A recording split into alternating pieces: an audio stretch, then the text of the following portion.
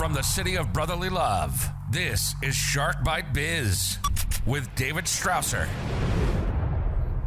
You just arrived to the newest episode of Shark Bite Biz. I'm your rockstar wannabe host, David Strausser, and this is your place to learn how to grow a business during complete global chaos. Literally complete global chaos. As we say this with everything that's going on between Ukraine and Russia, we're going to give you a break from the geopolitical climate right now. And today, we're going to talk about jobs.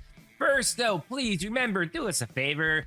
Download the Shark Bite Biz app. You can get it on Android at the Google Play Store. That's where you'll find every single episode of the show, the audio, the video. It's all right there in the app. Plus, you can buy our awesome coffee right there. Just click on the little coffee store icon in the menu, and you can get the freshest coffee known on earth.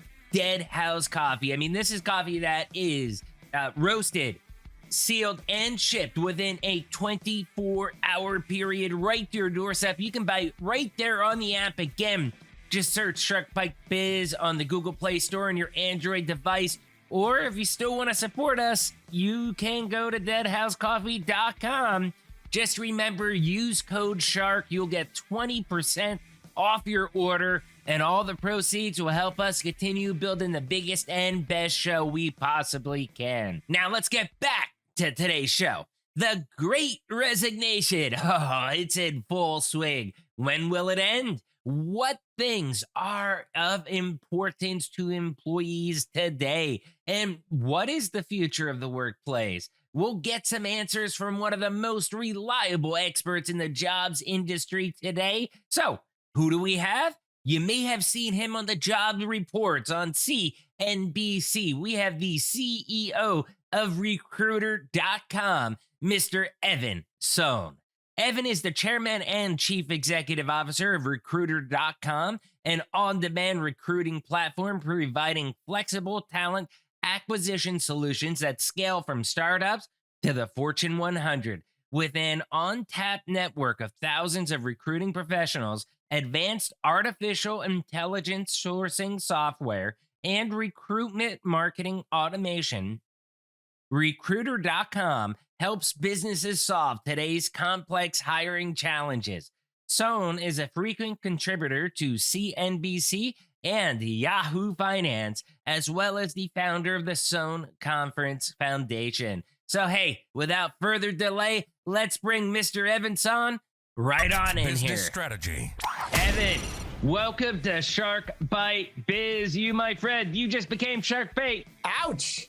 Doing well. Thank you so much. No problem.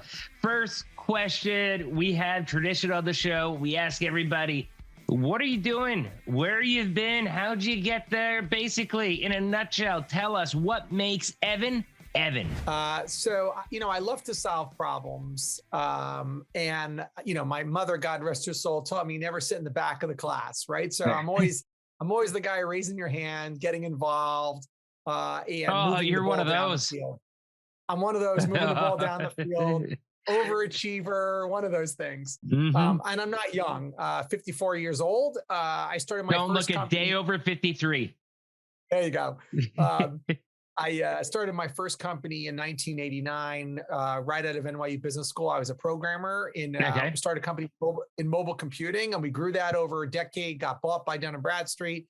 Yeah, I noticed that. You got acquired by Dun & Bradstreet, and I've got to admit, I mean, that's quite impressive right there, especially being a mobile computing company. I mean, I just want people to think about that for 1 second and just, pay that respect. Yeah, you're actually talking about mobile computing in 1990s, and then you're bought by Dun & Bradstreet, and that's a well-known brand. Everybody has a DMB number, so that's awesome. Congrats.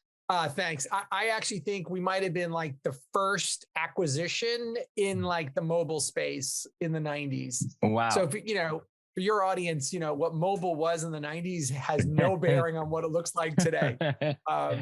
Really no bearing. But it was great. We had this thesis of like that mobile will really be dominated initially by professional service applications. And we actually built business applications that ran on a number of different mobile devices. And Dun & Bradstreet's a data company. We were actually a good data. Mobile devices were great for data collection, and the two were really a very good marriage. Yeah, it's still the same way today. I mean, Facebook, Google, it's pretty much like putting your own spyware on your phone. You will love this story. So my company built one of the first wireless email systems, what we all call email. Right. We built the first wireless email system, and I would land on an airplane. We would land. I'd open up my handheld with an antenna, and someone goes, "What are you doing?" And remember, this is like 1993, 94. I'm like, "I'm checking my email." And they're like, "Why would you want to do that now?" Right, Imagine, like, why would you want to do that now? And really, it was like, I'm like, "You guys, you'll see." And it was pretty incredible, what the world looked like then. I remember I started working very young, and one of the first pieces of technology I bought was some sort of like a Palm Pilot type device. But the main reason why I bought it was I was able to get a CompuServe email with it, I believe. So, you gotta remember, I'm like 15 or 16 at the time, started working in restaurants all through the summer. And I had literally, it was like the Funky Pickle at Funky, just to clarify, Funky, the Funky Pickle at CompuServe.net or whatever it was back then. And I've always loved tech. And then I went and I bought a web TV, and, it was just, I don't know. I've always had this really, weird 90s kind of view of technology growing up with it, doing things the hard way, because I never had an actual computer to the 2000s. That's funny. So, we can geek out and talk about the day we went from 9600 baud to 14.4 was like one of the greatest days of, of that year. Yeah. Really, it was just a very different time. And I've really had the pleasure since then to really be involved with some really awesome companies, great people, awesome companies, different types of technologies. I got a real nice potpourri of experiences. Yeah, definitely. So right now, you actually are at a very, I'll say, in the moment spot, because it's the center of this thing that's going on worldwide, it seems, called the Great Resignation. And you are the CEO of Recruiter.com. How did that come about? Yeah. So I got involved with the company about 3 years ago. I was brought in by one of the original investors. Recruiter.com was a media company.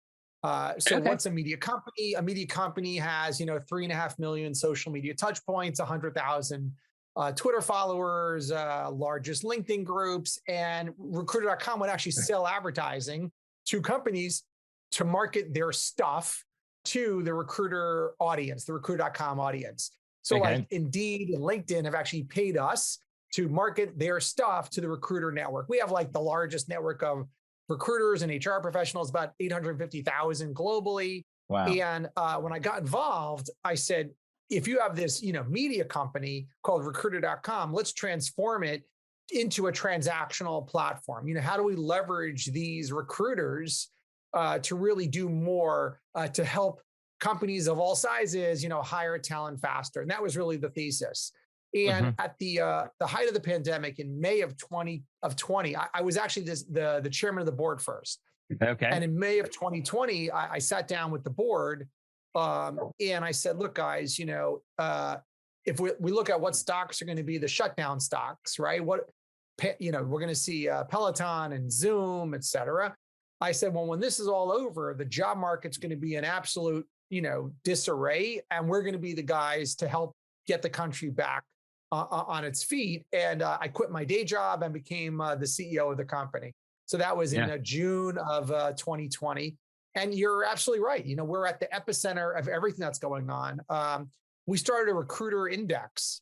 So in May, June of 2020, we surveyed our recruiters and said, all right, what are you seeing? You guys are really let's call it the air traffic controllers of the job market. So, hey, what are you seeing? What sentiment? What industries? Help us know where the proverbial hockey puck is going. And we took those results and published it as a recruiter index. And we've been on CNBC now the day before the jobs report every month, talking about the sentiment of the overall recruiters, et cetera. I got bumped by President Biden right after in January 6th or 7th, whatever that Thursday was. I got bumped with everything that was going on, but that was about it. I felt like the dog. I felt like I was that monkey act on David Letterman getting bumped, but yeah. Hey, sometimes, getting bumped for the president, that's one of the, at least it was by the president. I mean, it's kind of like, the role the president itself. It was okay. I mean, it's not like you got bumped by a literal monkey act or something like that, right. lesser. Right. I actually got bumped by the president of the United States. So I thought that was actually pretty cool. And now Recruiter.com really is living up to what we set out to do. Nationwide network, actually a global network of on-demand recruiters and recruiting technology. We actually combine software. We're a SaaS platform, monthly recurring revenue, subscription services to our software. Our software is actual real AI, artificial intelligence-backed software, accessing over 170 million records, profiles that we engage candidates on, and then we combine that with on-demand recruiters. And our clients are really recruiting talent faster and better than before. That is incredible. And you've touched on so many different points there. It'll be hard to go through them all. But the first one is you mentioned Peloton and how the recruiting environment in 2020 is going to be different towards the end of the pandemic. And it's kind of ironic that you mentioned them, because didn't they just have big, huge layoffs as people are transitioning to the endemic? So the job market is changing for them. I mean, that in a sense, it seems like your prediction kind of is coming true in that aspect. Yeah. So it's look, you're picking up on there are really three trends that are going on today. And we could double click on these. So the first really is this very, very tight labor market, certainly in the hourly employees, right? And there are a variety of reasons: 4% unemployment, 10.6 million open roles, 1.6 open roles for every person that's unemployed, wage increases, et cetera. We're seeing that today. You go to the restaurant and they can't staff it at night. You go to the airport and they had to cancel the flight. And that will eventually get resolved, right? In the next year, 18 months, as benefits sort of scale back. The second is what you called before, David, the Great Resignation. And the Great Resignation really was about more people than before quitting. So, what your audience should know is people quit every month. Right. If we have 160 million working adults in the United States, there's about 22% annual turnover. So call it 3.5 million people quit every single month. 3 million, 3.5 million, depending on the number, what you're looking at. So every month people are quitting. Now, in the financial sector, it's like 15%, and in the retail, it might be like 80%. And what the Great Resignation was really about were all the people who didn't quit before, sort of waiting on the sidelines to quit, they're quitting. They were waiting to quit, because this is what my theory has always been, that, hey, okay, thank God, we weren't laid off because of COVID. I kept my job, but I don't want to stay with this company. However, now is not the time to look for a new job. And now that we're in a position, it seems like that a lot of people can make changes, digital transformation, remote work, a lot better pay, benefits, all that stuff. People are taking advantage of that to make the change that if COVID didn't happen, these people probably wouldn't be employed with that same company anyways. That's right. So, so the number was 4.5 million people quit in August. So if the regular number is supposed to be 3.3 or 3.5, it's a million more. Now, that's why it's great. It's not great because it's 4.5 million. It's great because it's a million more than usually quit. Now, you're right. And there are a variety of reasons. One reason is you moved to Florida during the pandemic. And now your company said, all right, David, come back full time. You're like, I'm not. I like it in Florida. Right. Or, hey, grandma used to watch the kids, and now grandma, is not around anymore, or grandma's too scared to watch the kids. So there are a variety of reasons why these things actually happen. But we actually predict that the Great Resignation will really slow up by the summer also. But the third trend is what we call the job hopper economy. And this was really starting before the pandemic. If you were out in Silicon Valley, and I spent a bunch of years out there with a company, and you saw a resume of someone who in 12 years was at 4 companies, you would say that person is hot. That's a hot software engineer. 3 companies, 12 years, amazing. That person's amazing. And that model is really happening today. So let's look at what's happening today in not just the West Coast. A lot of old school industries, though, they frown upon that. Oh, they can't hold the job. They change every 2-3 years, but it's usually you're going up. You have to look at the resume. Are they doing a horizontal jump or a vertical jump? So I'll give you the analogy, or I'll give you the story, the narrative. If 5 years ago, so let's move the clock 5. Let's just say 5 years ago, you saw the resume of someone who was 30 years old and they were at the same company for 10 years. And the company is not Google or Goldman Sachs or McKinsey. Right. You would say, let's describe that individual: loyal, steadfast, climbing the ladder, right? All those sort of terms that you would attribute to that individual. If I said to you now, February 22, you saw a resume of someone who for 10 years was at the same company, not Google, Goldman Sachs, or McKinsey, you would probably describe that person as stale, risk averse, not interested in trying new things. You might even say complacent. You might even say, what's wrong with that person?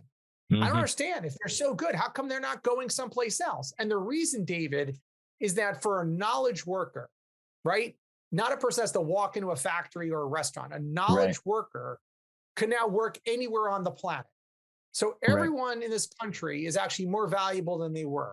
And so, I was with the global head of talent at one of our clients, a big international company. He goes, look, I'm in my office right now.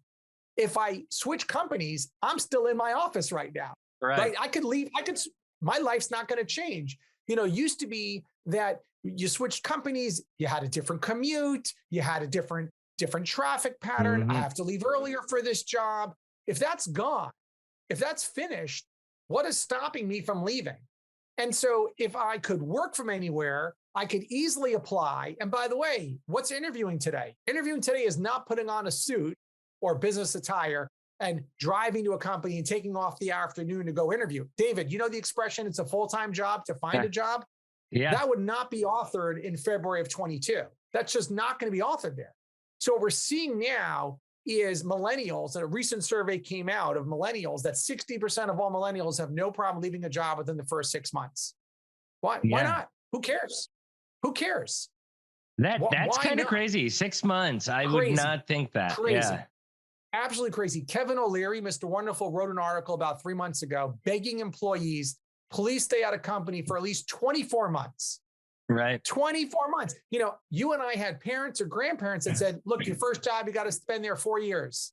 No, you got to be there. You got to show commitment. And now that just doesn't exist anymore. Or again, I'm generalizing to prove a point. That's going away. The day and age of where you didn't have a job, you got a job, and you're going to spend your life at that company is far and few between. Yeah, no, I totally agree. I mean, when I hire somebody, I kind of look at the 2 to 3 year span. That's what this person is going to be with me. And then they're either going to be moving out looking for another place, or they're going to be moving up. It's upward mobility or outward mobility, as I call it. That's right. And that's what I expect when I hire somebody. I mean, my company, Vision 33, they knew me, how I am a go-getter. So they ended up moving me from LA to Philly to run their Northeast region as their general manager. It was that upward mobility that has kept me with Vision 33 now for 6 years. If that didn't happen, and they know this, it's no huge secret, 3 years ago, I would have been gone to another company. So they provided that advancement for me. And I think that's where a lot of people kind of are in a lot of ways. Yeah. And look, as someone in the job market like us, what this really means is that there's going to be far more there are far more quits and hires than ever before. Right. And we actually predict, and I did this on CNBC the other day, that the US will invest more than $50 billion in 22 over what they invested in 2019 in hiring talent, in talent costs. It's hard to and we break out the hire, numbers. very hard to hire talent right now. It's hard for us to even get a lot of people to interview. And it's crazy because I'm sure you've heard of SAP. With Business One, the small business platform ERP solution, we're number one globally for that. And we're very well known for what we do. And it's even hard for us to find talent. Now, we also work in a specialized space. So, you combine that with increased salary expectations, stuff like that. I mean, it's been hard. Our number one focus last year and this year is that it's so hard to hire new people because we get ghosted during interviews, all those types of things. It's been on retaining talent, making sure that we don't have voids, that we don't lose people. How much is retaining focus for companies these days too? Goldman Sachs a few weeks ago reported their numbers, and their biggest surprise expense was hiring and retaining. And I'll tell you something. I'll give you another prediction for 22. My prediction in 22, and it really mirrors the security industry back in the early 2000s. Mm-hmm. So, we all knew security in the early 2000s was the guy at the gate who would check your ID. Right. That was security. Internet security was to make sure that you didn't plug into the Ethernet cable. Like that was the internet security. And today, everyone has security, right? There's the chief security officer, IT security, network security. We've outsourced security either through antivirus, anti-spam filters, or whatever it is. And we actually predict that every company of size, 25 employees and above, will have someone responsible on a regular basis for talent acquisition and retention. Whether it's internal or external, it's going to be someone's job. And there's going to be a lot more money invested to make sure these things are happening. And we're seeing that today. So one thing you discussed was about the mobility of people being able to work from anywhere. I read an article, and I just cited this the other day during another interview, but I can't remember. It was either Forbes or Business Insider, some site like that, talking about how people are holding down, like sales reps, for example, that are working from home. They're doing 2, 3, even 4 full-time jobs. Is that an actual trend, or is that just some people work in the system and figuring out how to maximize their revenue income during a tight labor market? Yeah, so we did see that at the beginning of the pandemic in a couple of different industries that we were involved in. But here's an interesting statistic for you: 35% of all adults have a side hustle. 35%. Yeah. So is 2 full-time jobs, 1 job, and a side hustle? Is the person actually doing something illegal like getting 2 W-2s? Let's leave that aside and say, all right, you have a sales consultant, you have a sales rep who works full-time for one company, and he has a side hustle, cutting wood or doing something else. Or me, for example, I have a podcast, so that's my side hustle. That's right. So, you have a side hustle, right? Mm-hmm. And I think 35% of all adults have a side hustle. But what you're getting at in some ways, I actually think that we are shifting away, or let's say we're shifting towards an outcomes-based society and less of a time-based society. Right. And I come from sales, and so in sales, we always work. Same here. You hit your number. If you don't hit your number, it's like, well, I worked really hard last month. Like, I don't care. You close the deal. I don't really care what it took. Doesn't matter if you work 5 hours or you work 500 hours. You either hit your number or you didn't hit your number. And really, if you're hitting your number, especially if you're smashing your number, your boss usually, unless they are some kind of crazy, total hands-on and freak, they usually don't care if you're working from the beach, if you're working from Disneyland. They don't care. Nope. You get the job done. Like it's golden territory. And that's how I've always produced the best. And, I hope my boss doesn't listen to this, but when I was in sales, I had plenty of 10-hour weeks, but I was also a top performer for them that was smashing it.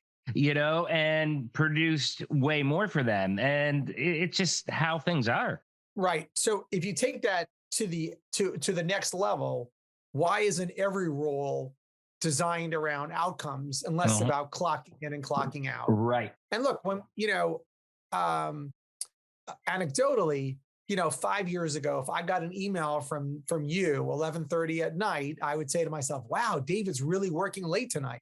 Right. If I got an email from you today at 11 o'clock at night, I would say, "Wow, Dave took off, had dinner with the kids, helped out with the family, and then went back online and sent me an email." Like, I don't think for a moment that you've been working since 7 a.m. to 11:30 p.m. It's a different world we're in. So, Evan, I've allowed you to name drop on here a couple of times. It's my time to name drop. We've had Soledad O'Brien on here, and this was probably about a year ago. And she was excellent at, normally when she's on a show, people want to talk politics about her. But I was actually talking about, hey, you're a mother, you're a busy executive, you're TV, all that stuff. How has it been working from home? And she's telling us stories about tater tots and stuff like that. But one discussion we did have that was really cool was the future of work. Is 9 to 5 outdated for most positions? And is it going to be, basically output related positions, based on performance, committing, your task-based, task-orientated type work instead of the traditional 9 to 5, 40 hours a week type job? And she totally agreed. She thought that was the future. Except, obviously go to a grocery store, those people need to work certain shift hours. But when you get outside of that, when you get into working professional, she's like, my segments for the most part, as long as they're on, if I'm not live, if it's just a segment, as long as they're done on time, that's all I need to do is hit that deadline.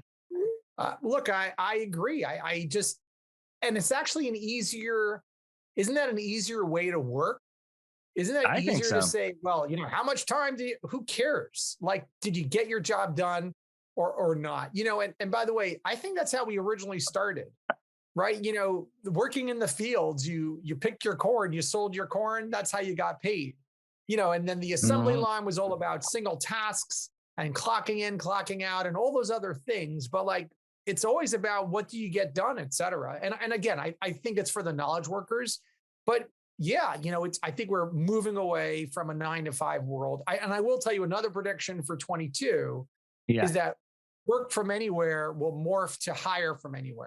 Yeah. So today, work from anywhere is very candidate centric, and hire from anywhere is very company centric. Right. Hire from anywhere. We've experienced that where we've hired from Mexico, South America, India, and we've even offered to immigrate the people here on visas if they were a certain skill set that we need to complete a job and we can't find anybody in the US and we're in a crunch. We're more than willing to do that. I think we're going to see a lot more of that from American companies going outward in the future. But my question would be, as far as what kind of global employment marketplace is there for Americans? Can an American expect that there's going to be a Chinese firm or an Indian firm or, a UK or Australian firm that's willing to hire them at what our market's rates are? Interesting. I haven't seen that yet, right? We haven't seen but let's take a look. Development right now, there are a number of companies providing outsourced development services because there's far more look, at the end of the day here, David, there's a marketplace and there's supply and demand. And if there's more demand for software engineers and there are fewer software engineers here in the US, you're going to go find outside the US. And certainly if it makes economic sense. I think when it comes to media marketing, SEO, digital media spend, all these other things, the US is probably better at it. And if I was a foreign company saying, gee, I need to start running media campaigns for my company in the US, I'm going to want to hire, those individuals here in the US. And so I think it's going to be more, industry specific. Is it easier for a foreign company to hire US based salespeople now? Sure. Would you go, if you're a foreign company and you want a Java developer, is that the smartest move? Probably not. But again, it really depends on the specifics of the opportunity. But, hire from anywhere is really going to allow companies to say, look, I think your skills are great, but if you don't want to come into the office ever, then why don't I just go get someone from Arkansas, to just do that role, and I could spend 20% less. I'm not necessarily saying I got to go hire in Bangladesh, but like I don't need to hire in the New York area. I've been the same way. I talk to my talent team like, hey, why do we have our ads for Philadelphia, for DC, for New York City, for Boston? I mean, why don't we have ads for places like Scranton or Allentown, where there is still a lot of talent, and we even have some employees in those areas? Why aren't we looking for those smaller markets that also are going to be a little bit cheaper? And people moved to those areas from the bigger cities during the pandemic. That's right. And I'll take it one step further. Let's pretend for a moment that you love Charlotte. Yeah. Charlotte, North Carolina, you love Charlotte.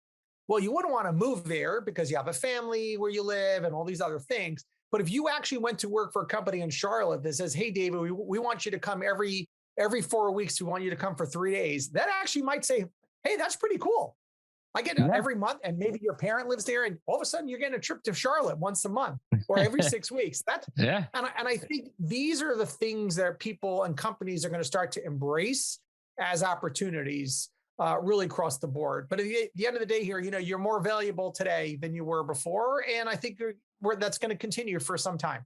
So I got one last final question here for you. And this is something that definitely grabbed my attention when I got all your info.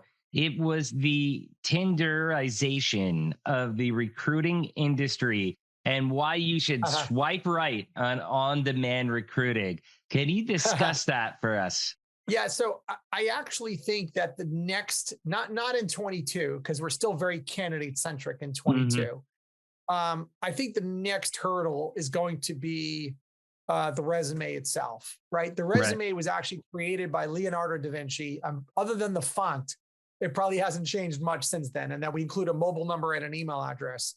And I do think that in certainly customer-facing roles, pre-screened videos of candidates. And so if I'm looking for someone to be my,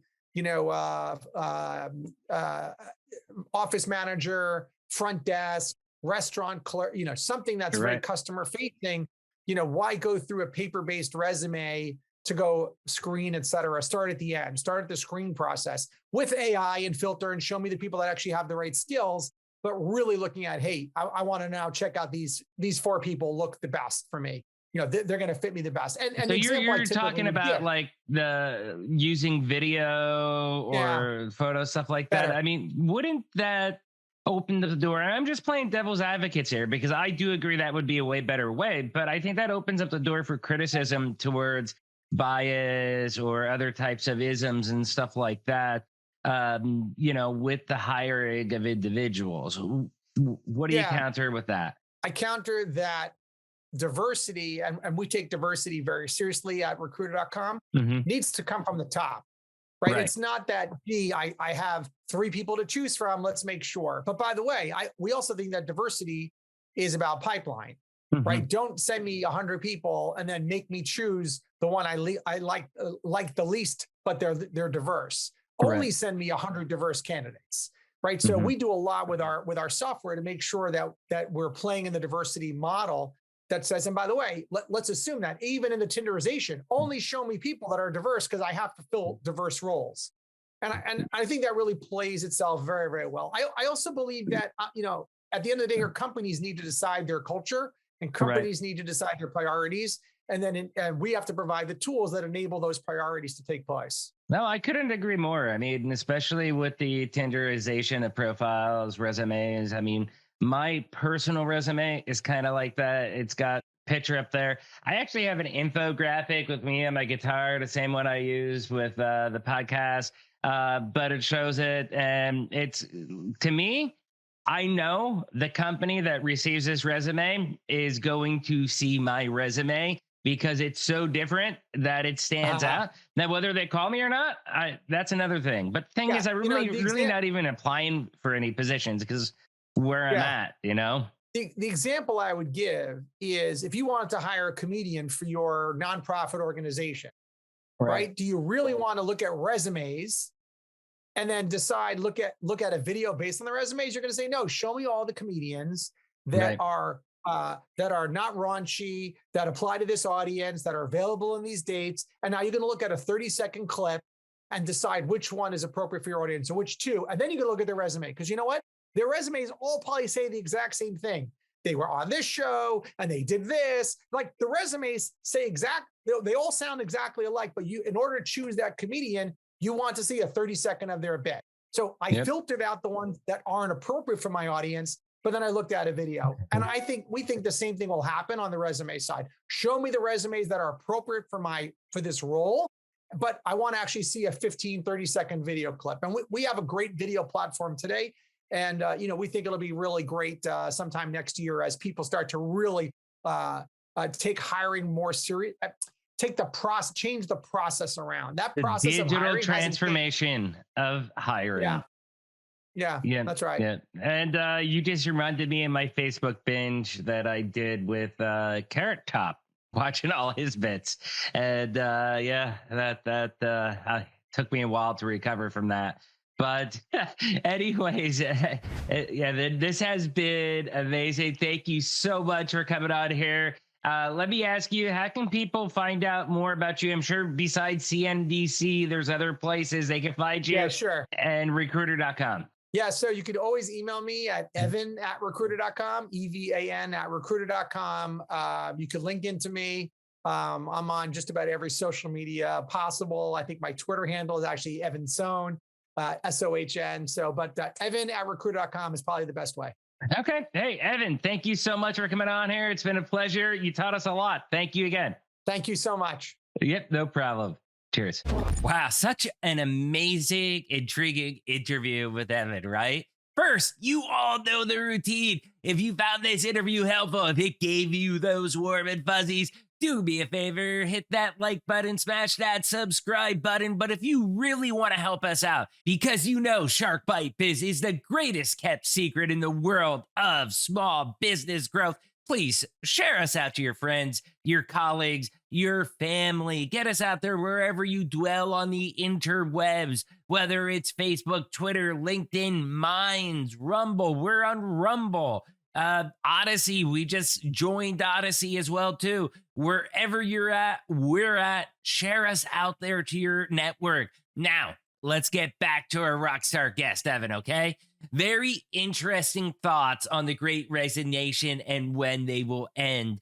Now, to me, what he has is a little bit more than thoughts. I mean, he has actual business intelligence, and I'll get to that in a second. But I want to mention that it really sounds like to me, if you want to hire somebody, you're going to pay a premium if you hire them now. If you can wait towards the end of the year, things should start to level off. But if you need to hire them now is the time to do it. As markets start to normalize, there'll be less incentive for people to jump ship unless they are underemployed and are moving up the ladder. I mean, salaries are going to start to normalize once again. The market's going to cool. And yeah, a million things can happen between now and then. Like, for example, between the time that I recorded this interview and the time that this interview has aired, I mean, we have Russia attacking Ukraine. You have a major conflict going on that does affect global markets. So, a lot of things can happen between now and then. But as of right now, it's really cool, all the tech that is behind this, because it's showing that you can use AI and you can get raw, true data, and you can turn that into actual valuable business and intelligence that can allow you to make powerful business predictions. And in this case, the powerful business prediction they're making is when the Great Resignation is actually going to end. I also thought it was interesting about the life cycle of the company, Recruiter.com itself in general. I just wanted to make a short side note, simple rule here. but they realized how they were able to grow their business and turn their business into a recurring revenue SaaS machine. They saw a market opportunity. They jumped right into it. And I'm telling you what, it's paying dividends for them. So really congrats on that. It's really cool how they saw that opportunity and really just jumped out there and took full advantage of it. Lastly, yet we have another person who thinks that for working professionals, that the business day is going to evolve into a task-orientated day instead of just clocking time. 9 to 5, that's old school now. I mean, digital transformation is really pushing the task-orientated roles, the task-orientated jobs. And an example of that, Evan told us, the email, receiving something at 11:30 at night, how you think about that in 2022 versus 2018, how our thinking has evolved because working 9 to 5 isn't as important as it used to be. Yes, there's certain tasks you've got to do between 9 to 5, but if it's not mission critical 9 to 5, i.e. banking or something like that, guess what? It can be pushed off to after hours. And that is acceptable these days because people understand just because my phone rings doesn't mean I have to answer it now if I'm busy. I can get to it later when I get time. Really, really awesome stuff, Evan. Thank you so much for coming on, talking about your business, giving us your great resignation prediction on when it's going to end.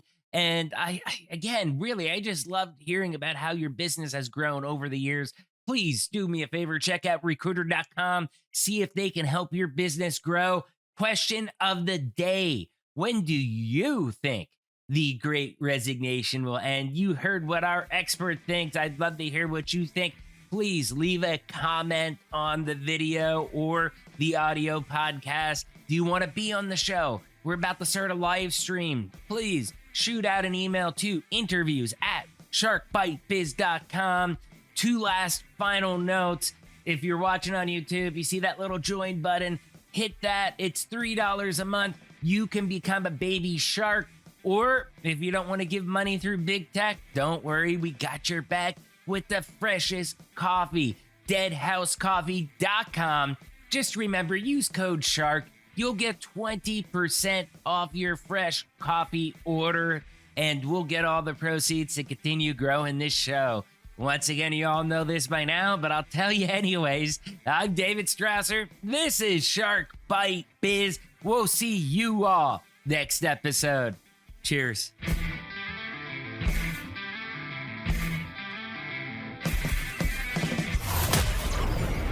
Thank you for listening to Shark Bite Biz. We hope you got some insightful info from this podcast. Be sure to subscribe to us through your favorite podcast app and visit us on the web at www.sharkbitebiz.com. How has business changed for you in the 20s? Email us at podcast@sharkbitebiz.com so you can join us and share your story.